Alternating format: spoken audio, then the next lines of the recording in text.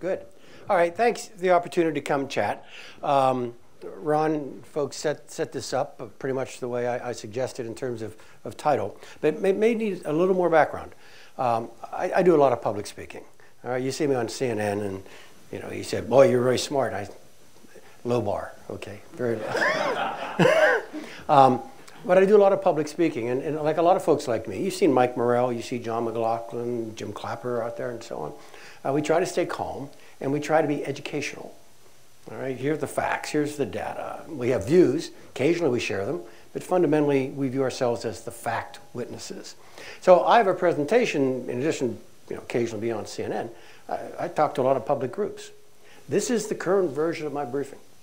I will give this briefing with these slides. In fact, they're already sent to a group tomorrow night in Jackson, Mississippi. All right? I gave this briefing without the slides to a group in Montgomery, Alabama 2 weeks ago, and so on. You're different from those groups. This is a more experienced international affairs group. And so I'm looking forward to the back third of this, which is the Q, the A, the comment, the observation. And so feel free to jump in. All right, but to label this is what I tell our countrymen I think is going on. All right, and then I warn them, and I am not going to try to predict what's going to be on your favorite 7x24 news network tonight or tomorrow morning. What I'm suggesting, and that's why you see it laid out like this, is a lens, a framework, an outline, as objectively as humanly possible. And then I'd appreciate your comments on that, all right? So okay, that's it, background. Let's jump in. No question, 17's a year of disruption. And what I tell my countrymen out there, I'm gonna throw a dozen things up on the screen at you here, and I'll bet you everybody in this room's got a view on every one of those things, and probably has a very strong view. Some of these may be good ideas, some of these may be bad ideas. My only proposition is they're all ideas. Okay? They're all changes from the way we have traditionally done things. And we can judge the merits of that later, but fundamentally, it's a year of disruption. We've got great churn. So I start with TPP, which apparently is still down, although it surfaced 10 days ago. This audience knows that was a strategic relationship masquerading as a trade deal among 12 nations bordering the Pacific, none of them named China. Right, but ripped up on day 3 of the administration. NAFTA gets its fair share of commentary. Worst deal ever. Got to change NAFTA until somebody reminds somebody about soybeans and where they're grown and where they're sold. And so we'll see where that goes. Paris climate, we walked out of international consensus. All right. Top right and the Iran deal, and I'm going to talk about that in a little more detail as we go forward. But anyway, 2017, year of disruption, no question. It continues.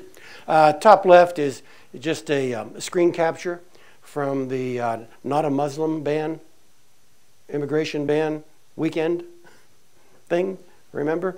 All right, I mean, again, good, bad, I mean, I have strong views on this one, but it doesn't matter. It is a change from the image of this country as a more rather than less welcoming country. Top right, just another screen capture of poking at Article 5, which I'm pretty sure now we know and will support, but we played with for 12, 15, 18 months.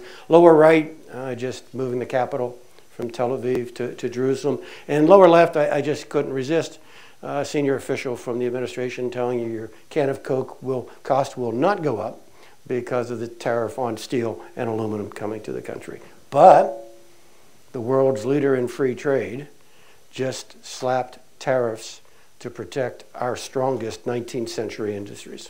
Okay, that was editorial. All right. And there's more. That's the first strike on Syria.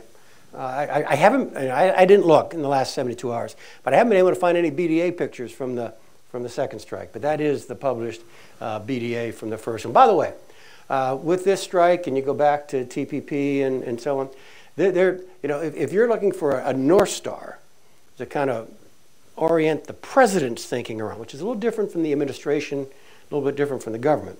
If you're looking for a North Star around which to organize the president's thinking, it's to put daylight between him and his predecessor. All right? And so I think he did this strike for strategically sound grounds, tactically excellent, morally justified, and I'm different than the other guy. Was the reason for that. Top right, just the fiery rhetoric last summer. Lower left, a female Kurdish soldier in Raqqa. Right? And lower right, that's just a picture of the Ukrainian military. But that's just my way of reminding myself, he's selling javelins to the Ukrainians, which the Obama administration refused to do in terms of anti-tank weapons to up the ante against the Russians in the Donbass in eastern Ukraine. So there's a lot going on. And people ask me, what's going on out there that disturbs you the most? And my answer, and this is honest, it's American policy. And again, it's not my saying, it's not a judgment as to whether it's bad policy or good policy. All right, I do have that, but that's not what that was about. It's, God Almighty, we are changing direction on so many things. I used to get a complaint from our foreign friends, our allies, particularly late Obama, all right? And it was, where are you guys? Now when I go overseas, it's not that question. It's, who are you guys? Because we have changed identity. So, no question, year of disruption. All right. I think 2018 will be a year of consequences.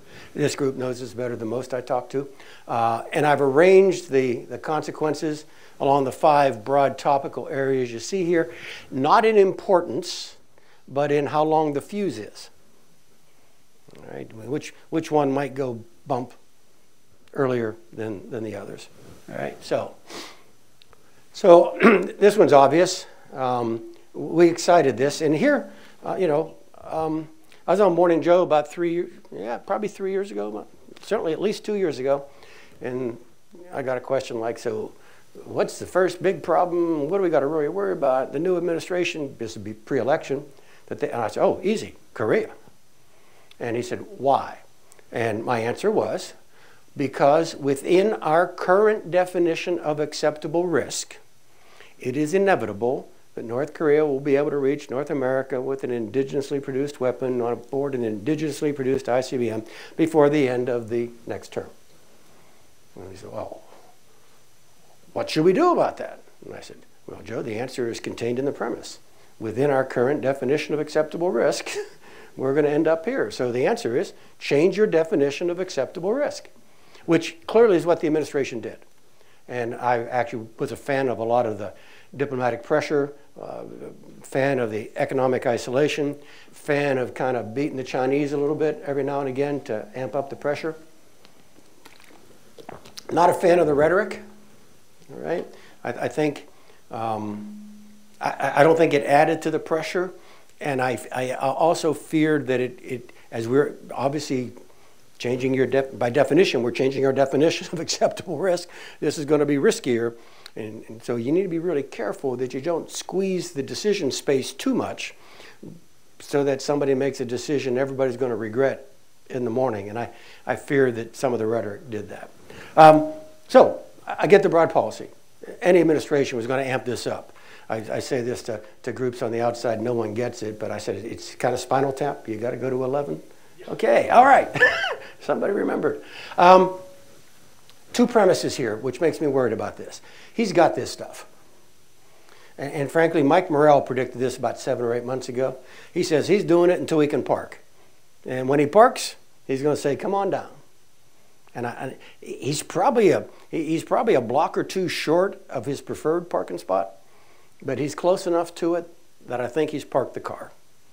All right. The consensus of everybody's kind of had my life experience is, number one, he's not crazy. He is coldly calculating. And if he gave up these weapons, he would be crazy. You know, and to a public audience, I say he went to the movies. The first movie was called Saddam Hussein.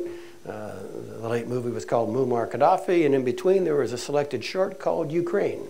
You know, territorial guarantees in perpetuity. For he knows what happens to you when you don't give up, when you give up this stuff. And so I think 0 is an impossible number.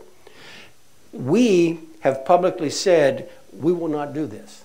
HR, before he left, not far from here, an institution somewhat like this, about this time of day, did a luncheon talk and said the administration rejects accepting, limiting, defending, and deterring. Okay, well, if I'm doing the new math thing here, okay, and I got two little Venn circles, those Venn circles do not overlap.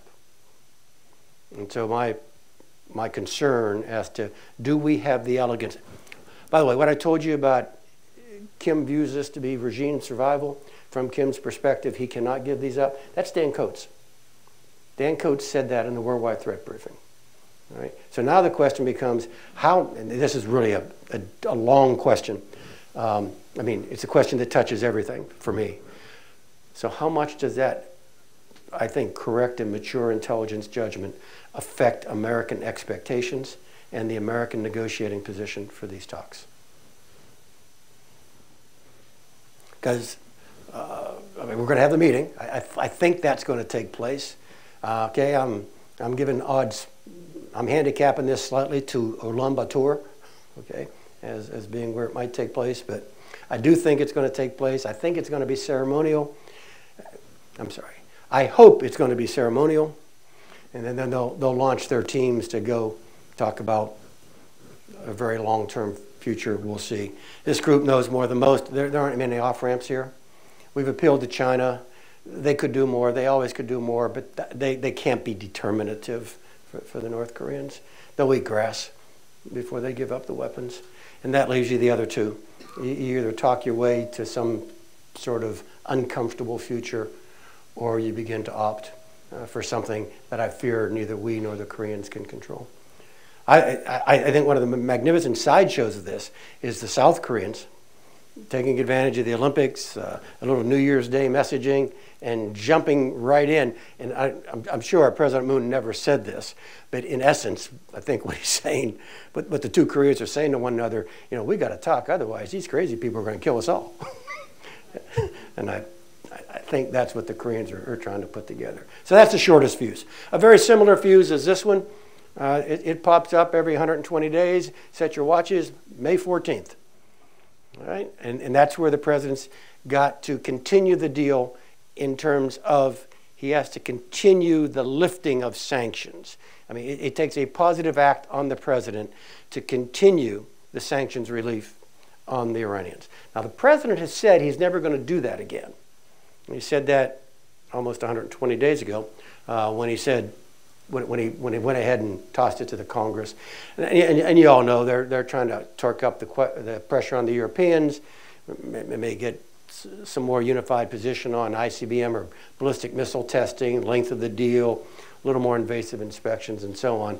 I just don't know what happens here. I fear we've painted ourselves, the president has painted himself into a rhetorical corner. And frankly, I don't think the new National Security Advisor or the new Secretary of State are spring-loaded to talk him out of it. And so I don't know. You know the complication. Everyone thinks the deal is in the top right. Actually, the deal is in the lower left. And you got an awful lot of other actors. I mean, we'll certainly anger the Iranians, but what about the British, the French, the Germans, the European Union, and throw in the Russians and the Chinese too? Okay. I get it that Iran is a problem. Let me give you my theory of the case, all right? And then I'll explain, it might explain why I think the way I do. I think it's a fair way to divide our relationship with Iran into three baskets. First basket is nuclear now. Second is nuclear later.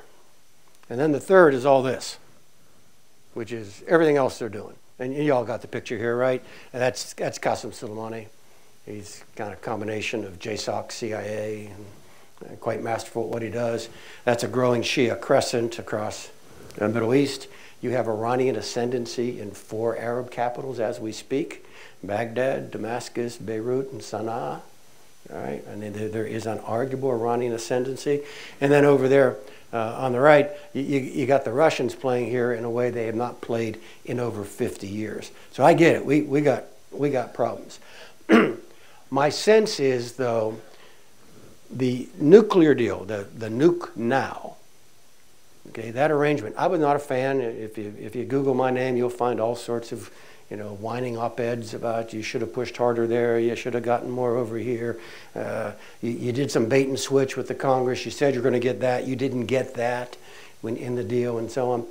But even I will admit, and here I'm now also channeling Dan Coates, the DNI, Iran is further away from a weapon with this deal than they would be without this deal. We know more about the Iranian nuclear program with this deal than we would without this deal.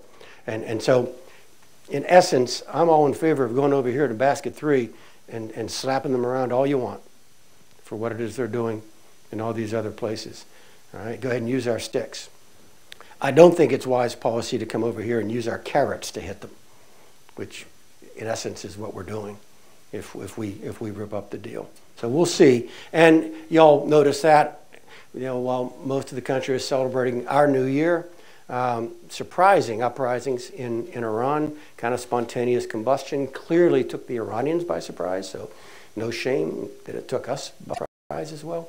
The intriguing thing about this is that this isn't the rich elite kids from North Tehran deciding, you know, they don't get enough goods and services and the internet connection isn't fast enough. This is in the hinterland. This is, if I put this in American terms, this was not done by coastal elites, which is kind of 2009.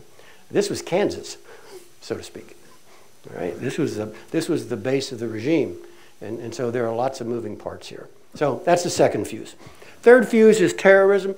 I mean, even though this has been, I think, appropriately downgraded in national strategy and DoD strategy, I think that's all good. You still can't do this without mentioning it. And so I put terrorism here. The last successful terrorist attack in our country was this one. This is Halloween last year. West Side Drive, rental truck, individual, lone actor, 8 people killed. When I reflect on this, and I think my reflections reflect the reflections of other folks with kind of my background, the word that came to mind to me, looking at this, was the word limits. Limits in terms of what it is the enemy is capable of doing to us. Now, anybody with intel background, you know, we never use the word never, okay? All things are possible, all right? The chances of the really bad thing are never 0. But frankly, you know, if we're doing the how bad is it graph here, this is 10 September. It's getting better because of two different administrations, Bush and Obama. It gets to about 11, and then it starts coming back up, kind of ISIS, kind of resurgence here. And then because of 2 administrations, this time Obama and Trump, it goes back down. So I think this might actually express, for want of a better term, the sweet spot for ISIS capacity against the United States. They'd love to pull off the slow-moving, multi-actor, complex, multi-thread, high-casualty attack against an iconic target. And we always got to be prepared to stop that, but we're actually pretty good at that. And so what we get are these. I think it expresses the limits, the range, the likely range of threats. I think it also expresses our limits in terms of what it is we can do about these threats. All right? As a security guy who's got pretty strong credentials on surveillance and detentions, interrogations, and targeted killings, I don't know that there's anything I would come to you, the American people, and say, you know, I need one more on my list. If you give me this one, I can give you reasonable expectations. I don't have that. And so, although that may express the limits of our enemies, it may express the limits of what our arts and sciences can deliver for us in terms of security. We may be in an equilibrium here, which doesn't prevent us from going after these guys and destroying them where they live, which, oh, by the way, has been the most successful counterterrorism tactic we've had since 9/11. Someone's asked me, what's the biggest change since 9/11? And they expect me to go about integration of data and end of bureaucratic sinkholes. And no, playing offense has been the biggest difference. So we're playing offense. That's Joe Votel, CENTCOM commander. That's walking through Raqqa. All right. That's actually a pretty current map of the lines of control in Syria, with the red representing the government, green residual opposition forces, yellow the Americans and their Kurdish friends, and gray the last of ISIS. All right. I think that's roughly pretty accurate map. A couple of observations. Number one, that red blob is much bigger than I thought it would be. I thought we were that is the rump Syria. All right, and I actually thought the rump Syria would end up being just the Homs, Aleppo, Damascus axis. But because of the Russians and the Iranians, back to an earlier slide, and because they seem to have been drafting on American combat power in the eastern desert, and we have seemed, to be candid, indifferent to their drafting on us, the Syrian government control is much larger. All right. Votel has been really quite vocal about phase 4. I explain to most audiences, I'll give you the executive summary. We go to war, we generally take complex tasks, divide them up so we can make them linear and go at them. We generally have a 4-phase op plan: deploy, shape the battle space, force on force, that's the part CNN calls the war, and then phase 4 is the stabilization phase. All right. Votel has been really vocal about, we got to do 4. We got to do 4. We got to do 4. He is now arguing with the president about finishing 3. That's the current argument, because we still got these, and our infantry went away. You all know that, right? The Kurds have gone in the direction of Manbij after the fall of Afrin. And so this is going slower, but that's not the core argument. All right. It's not just finishing 3. It's getting on with 4. Most people in my background believe you don't do 4, you get to do 1, 2, and 3 again. And that's where we stand here. So we'll see where that goes. Ah, yes. My fourth fuse out there are the, and God, I'm looking at this audience. This should be pretty familiar to the people in this room. These guys are back. You can kind of check the visuals up there as to what he's been doing. So once again on Morning Joe, this one a couple years ago, Putin had done something, I don't know. I really don't, can't remember it. It was bad, and we were complaining. I'm here, they're up in New York. We're about to cut the commercial, and I go, Joe, can I just say one more thing before we break? Yeah, General, what do you got? I said, Joe, you need to understand, all these things Putin's doing, yes, sir. He's doing them, he doesn't have more than a pair of 7s in his hand. And he keeps winning because no one's calling the pot. Okay? Look at this.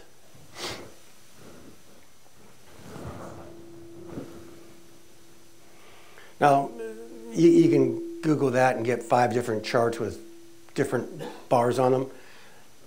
But in all of them, the economy of the Russian Federation is significantly smaller than the American state of California. And so I got on my way to say this is not a resurgent power. This is a revanchist power. The original social contract for Putin 1 was, I'm going to be autocratic, it's my style, but you won't mind because you're going to be rich. And if you recall, Putin 1, oil was what, 110, 115, sovereign wealth fund, things are looking good. Then you get the Medvedev interlude. I don't blame it on Medvedev, I blame it on Marcellus Shale and the Dakotas. All right, we glut the global energy market, we get better at conservation, economy's slow. And last time I checked, it was at 62, which is maybe 65, which is actually a recent high, but well below what they need to sustain the Russian budget, let alone grow. And so now Putin's social contract can't be, I'm going to be autocratic, but don't worry, you're going to be rich. It's, I'm going to be autocratic, but don't worry, you're going to be proud.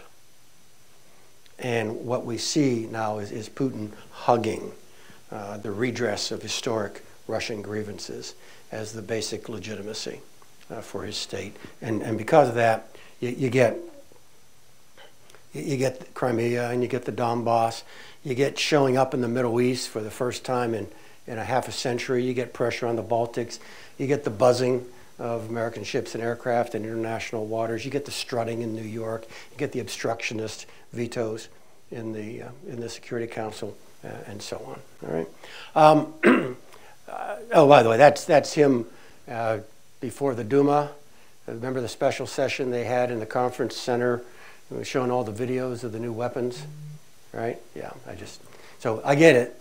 They're nuclear power, okay? But we all got to get it. Those numbers on the top left are true, right? So it's not a new Cold War. You need two superpowers to do a Cold War. Only one. They don't qualify. He knows that. And so I've got this little kind of Saturday morning cartoon extended metaphor that I use. But let me just try it on you, okay? It's like all the important people over here at the big table, you've been to these ways. But that's a way I explain to myself, okay? Pouring fuel on the fire of Brexit, attacking NATO unity, attacking the European Union, attacking the institutions of democracy in Western Europe, and most especially attacking the institutions of democracy here in the United States. He knows he can't win at our level, so he's got to change our level to his level. This is just a quick screen capture of once upon a time of something called Hamilton 68, done by a think tank up the street here, German-American Marshall Fund. It is a running dashboard of what Russian bots are trending in terms of hashtags and topics, okay? I don't know if you can see this, but this one here, this was late September, early October. Take a knee. Boycott the NFL. Take a knee. NFL. MAGA. Okay? Trending hashtag, Steelers. Remember Alejandro Villanueva. Remember the Steelers offensive tackle? Army Special Forces, West Point, kind of snuck to the runway because he, and then the team, I was brought in by the team to talk to, I mean, I know the inside football story here. Everyone knew he was going to go do it. They knew Alejandro had to, kind of make a bit of an exception. He didn't go out for the anthem. He just stayed in the runway. Sorry. The point is, so the president makes a speech in Huntsville on a Friday night. Before the president lands in D.C., Russian bots are all over. Take a knee. And although Hamilton 68 knows they're Russian bots, most people in social media do not know that. These are real people, and the algorithm drives you to like-minded folks. By the way, the Russians it both tastes great and is less filling, all right? They're going in both directions with their media campaign, right? Non-trivial event, and I've got a lot to say about that in my next book, which is coming out soon. So now the question is, do we organize to fight Russia, or are we content to fight ourselves? And that is fundamentally what's going on here.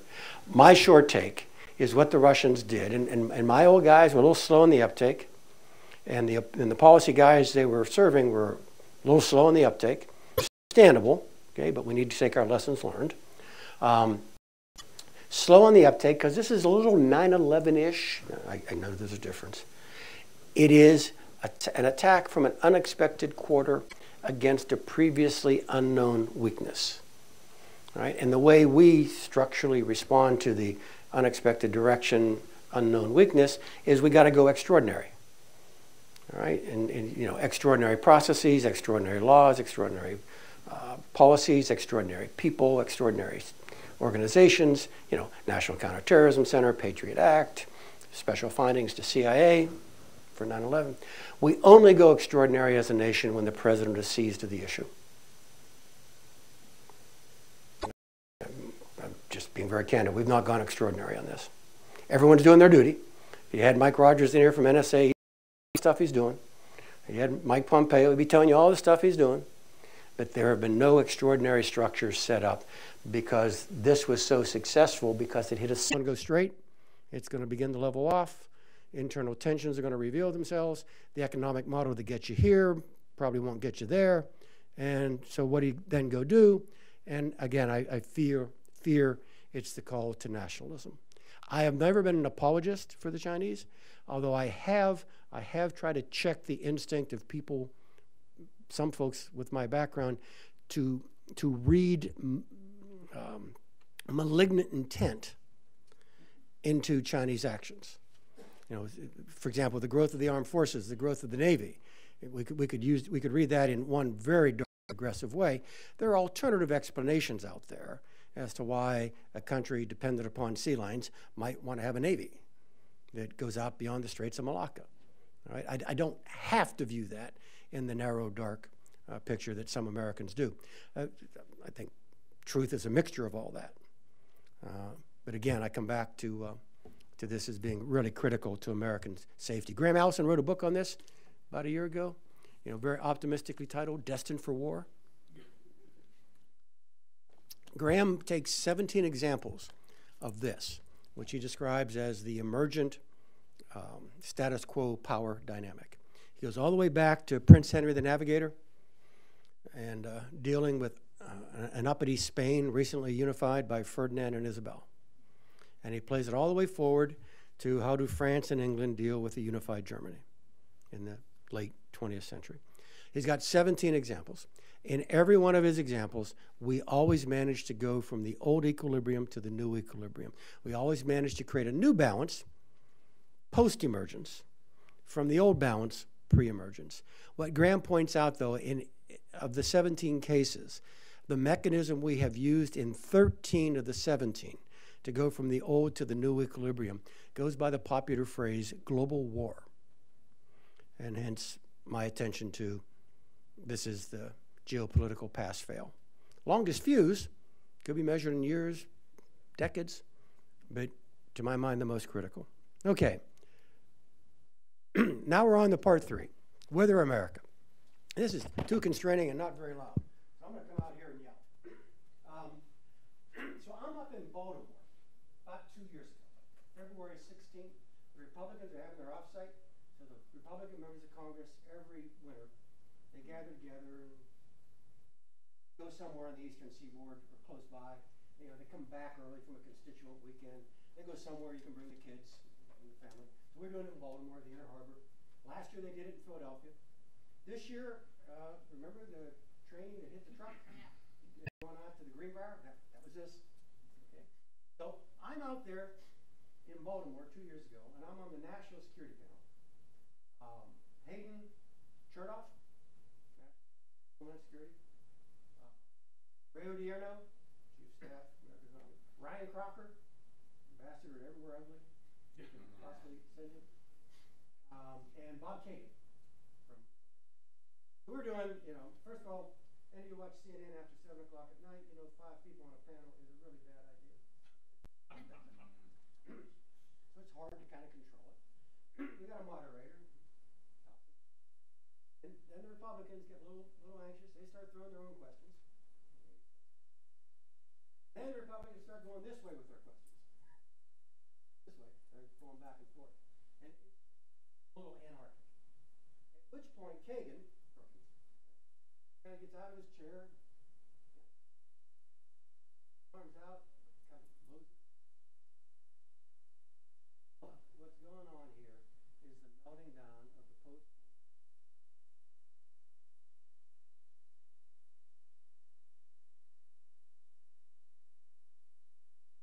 He's right. Right in this audience. And natural causes doesn't require anybody to be pushing the plunger or chiseling away. The world on which it was based is kind of going away. Remember, it was built at the height of the industrial era. Gone.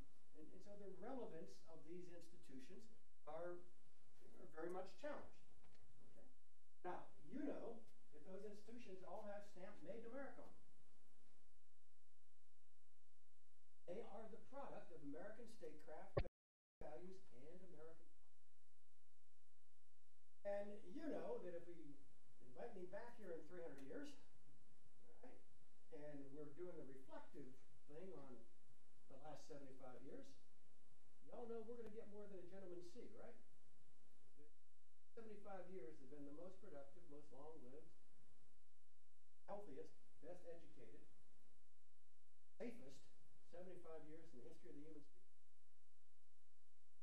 Knowledge of Biafra and Korea.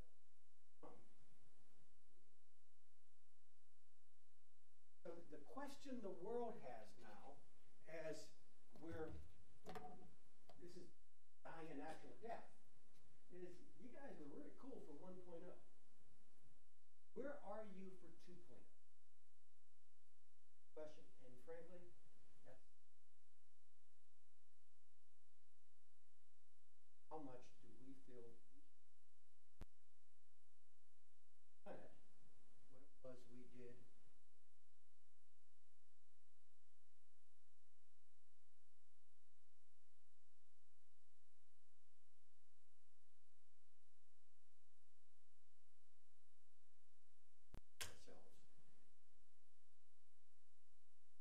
Logic of America first, America alone. I lifted this quote, the one on the left. That's from a Wall Street Journal op-ed in signed by Gary Cohn and H.R. McMaster. Read what it says. Tell me that phrase in the middle of that doesn't jump off the page at you. The world is not a global.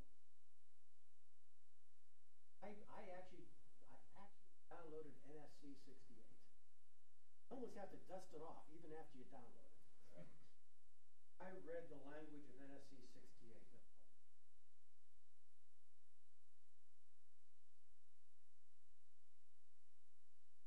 It is elegant in its language. It is elegant into American values. It is elegant in American.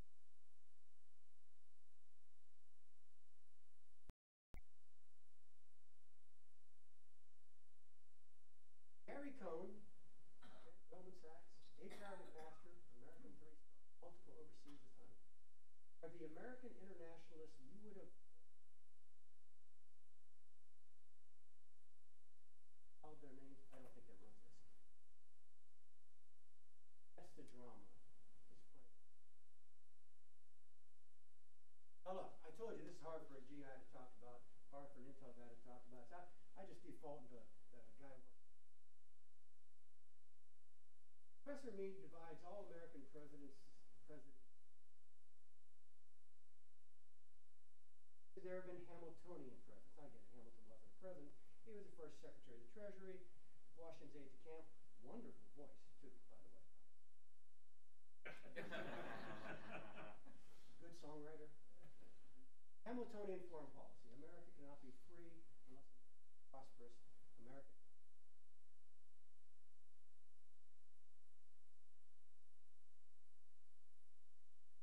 Logic is close. Prosperous, America cannot be prosperous unless America is strong. Mitt Romney, I think, would have been out. Not because of Bain Capital.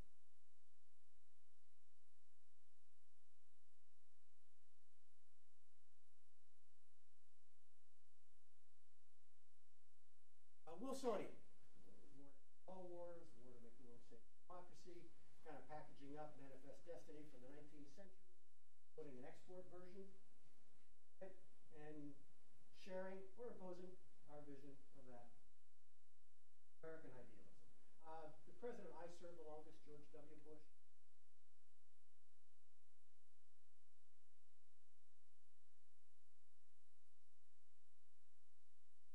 Jeffersonian. Now, I freely admit, he fought in Louisiana, good. Fought a war in North Africa, okay.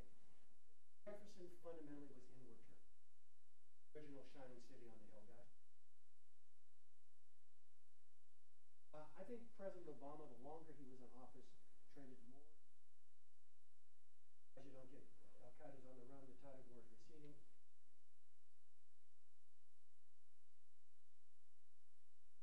Obama too. Clearly a Jeffersonian. The fourth model is Jacksonian. All right, first Indian fighter, war hero, man of the frontier, first Democrat in the White House. And he's both. He's first. Mead's description of Indian foreign policy talks about kind of my words now, not Professor Mead's. Foreign policy organized around Robert De Niro's immortal words. Talking to me. So that would have been a Romney. That was Bush. That was Obama.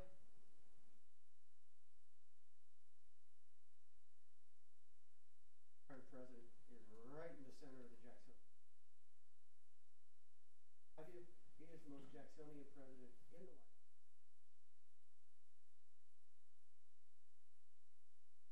The description there, I think, is quite good. Nationalist, populist, suspicious of the outside world, willing to use force to beat back. Put my good friend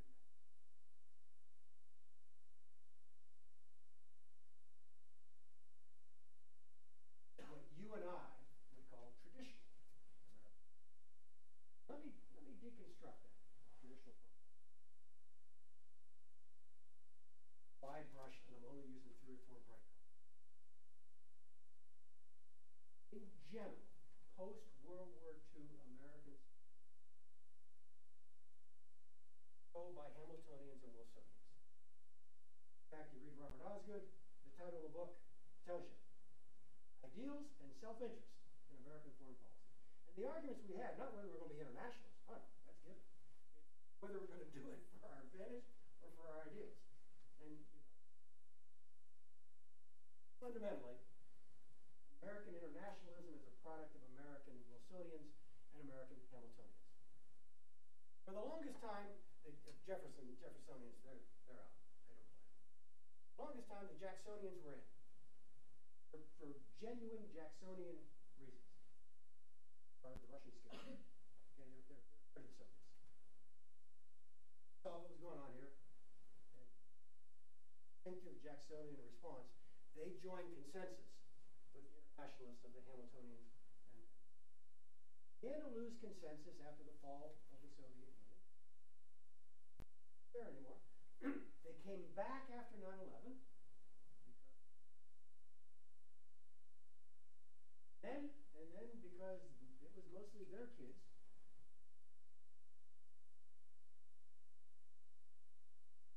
who went to fight 2 long, inconclusive. Jacksonians pulled out of the internationalist consensus, and I don't know whether that man would be able to give what I just told you, but instinctively in his gut, and ran.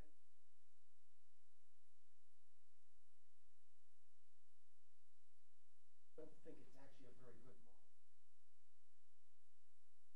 A model that has genuine American historic innocence.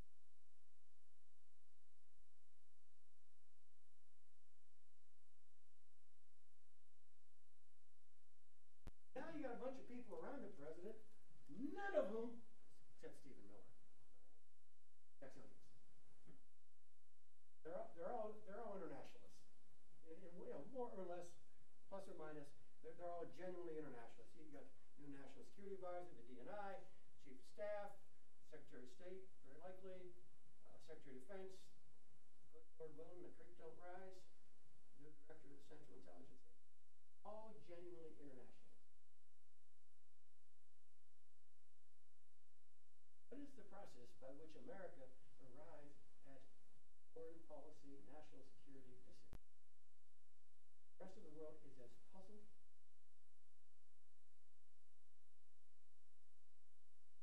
David Rothkopf actually summarized.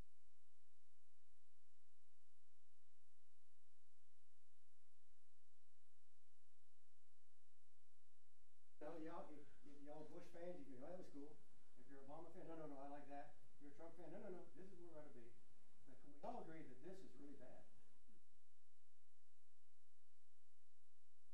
And with that optimistic viewpoint. And with that, I'll be happy to take any questions you might have. Thank you.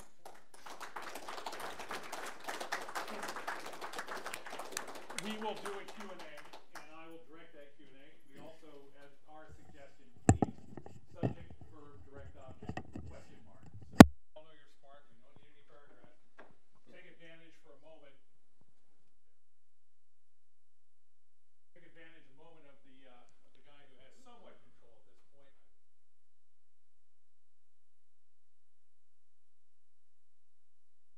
Ever have an author not be able to pitch his book? Okay.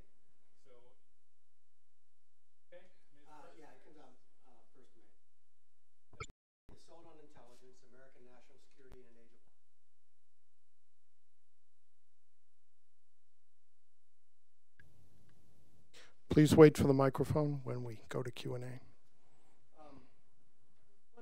it's the challenge of evidence-based institutions.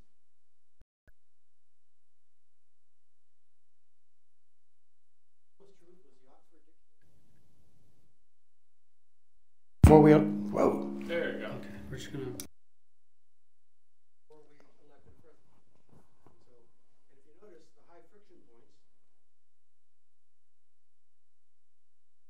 points to the administration. Whoa. Yeah, I gotta get the volume adjusted. Okay. Thank you. High friction points to the administration.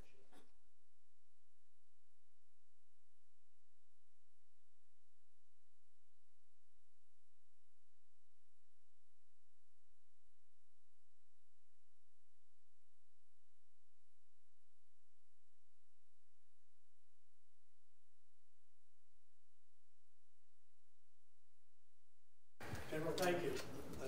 Okay, Doctor. Thank you. Three very quick comments that maybe you could then comment on. One, what Tim's doing, we've heard a lot of this has got to do with the pressure of the president is taking a prisoner's approach. My perspective is this is a victory lap.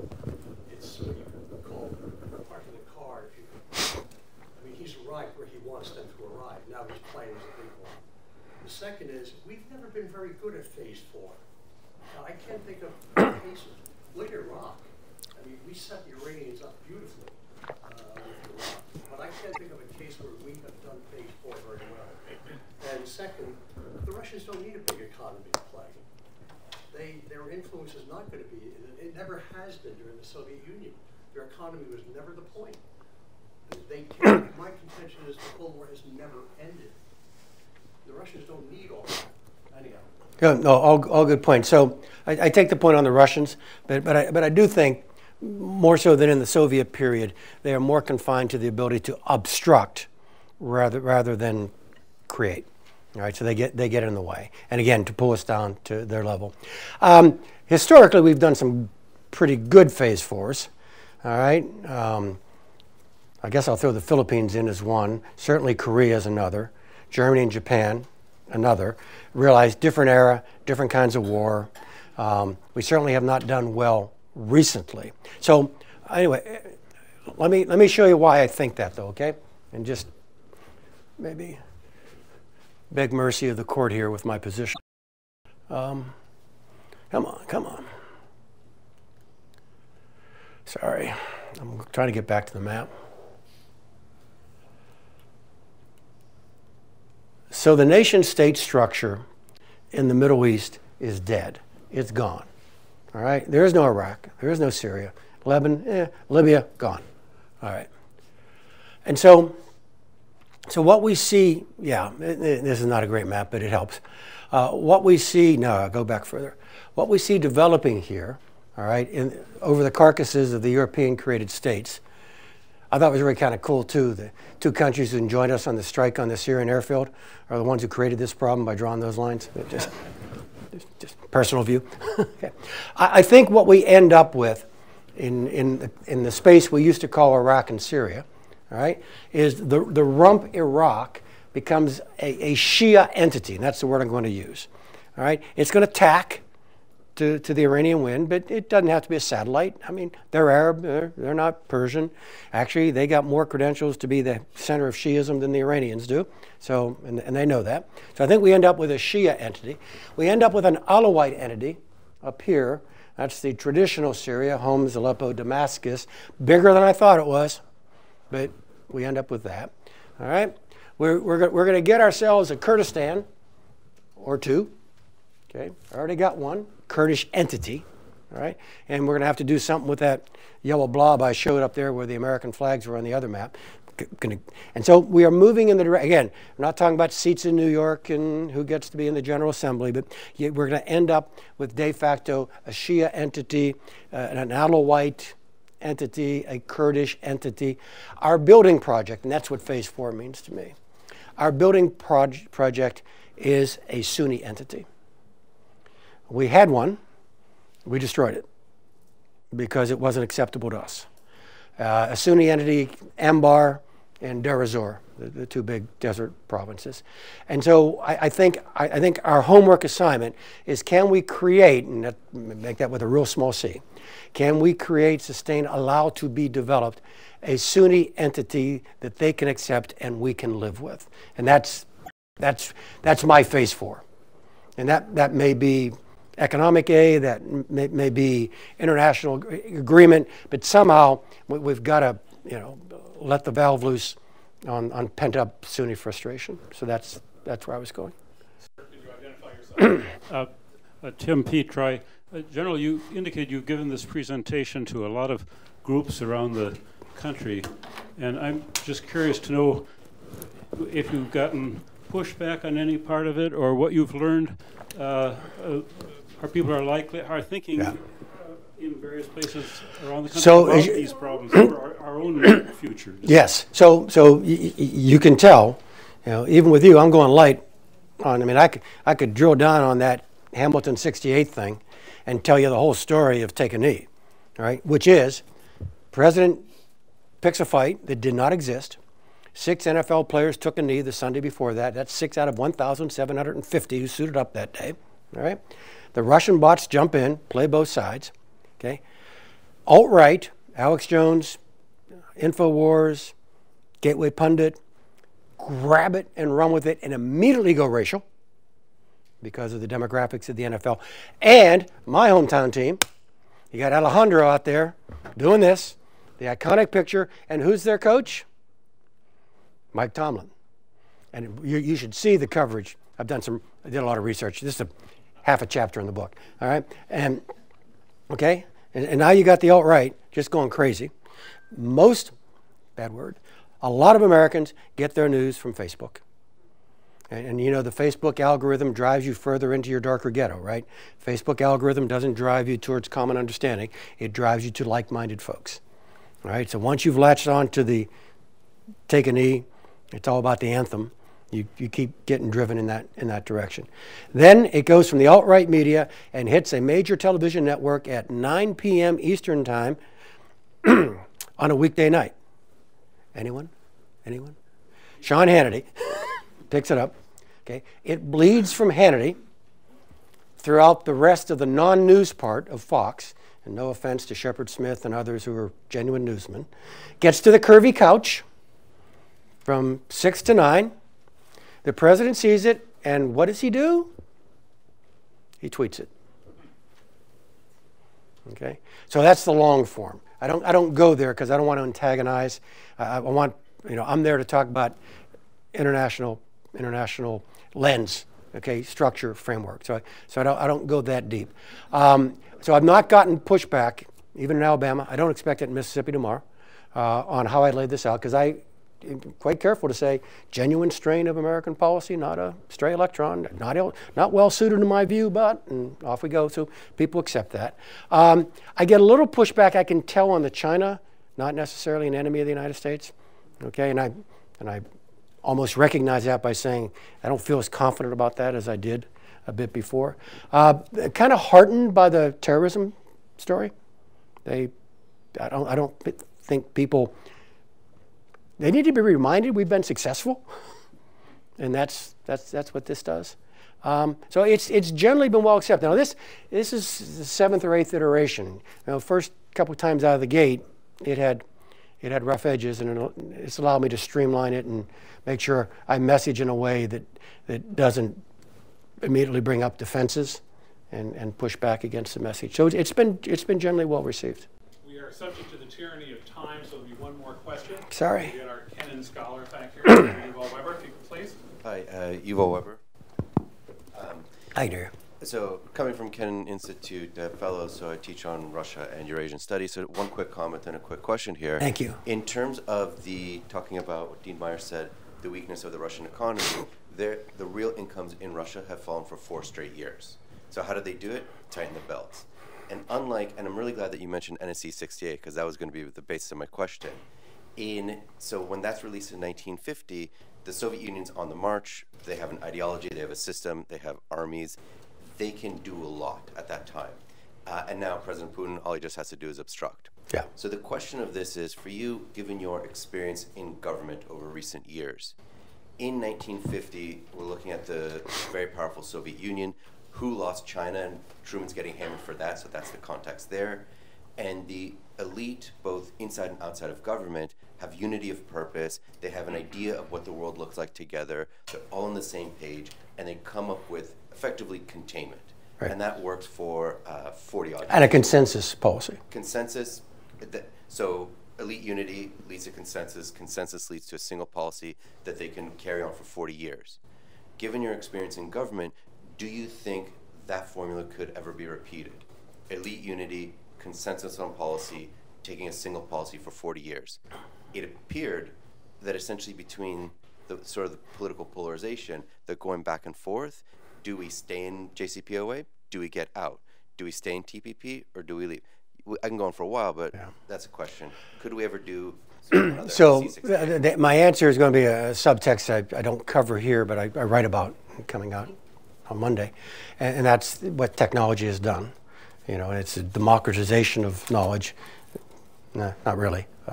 It's been the coarsening of dialogue and the creation